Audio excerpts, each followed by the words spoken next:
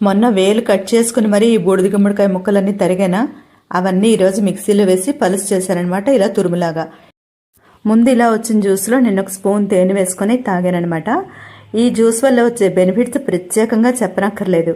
అయితే ముఖ్యంగా స్త్రీలకు చాలా మంచిది ఈ జ్యూస్ అని చెప్తూ ఉంటారు పెద్దలు. అంతేకాదు ఈ రసంలో వెండి వస్తువులు నానబెట్టి తోముకుంటే చాలా తెల్లగా ఉంటాయట.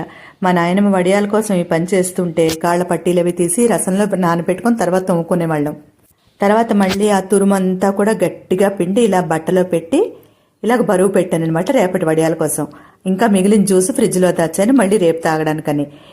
ఇక డిన్నర్కి అయితే పన్నీర్ ఫ్రైడ్ రైస్ చేశాను. మూకుట్లో నెయ్యి వేసుకొని కారం మిరియాల పొడి వేసి వేయించి టమాటో షెజ్వాన్ చిల్లీ సోయా సాసులు కూడా వేసి ఉప్పు కూడా వేసి బాగా కలుపుకున్నాక పన్నీర్ తురుము కూడా వేసి ఈ పన్నీర్ తురుముకి మసాలాలన్నీ పట్టేలాగా వేయించాను. తర్వాత అన్నం కూడా వేసి బాగా కలుపుకోవాలి. పన్నీర్ ఎక్కువ అవడం వల్ల ముద్దగా ఉంది కానీ రుచి మాత్రం చాలా బాగుంది.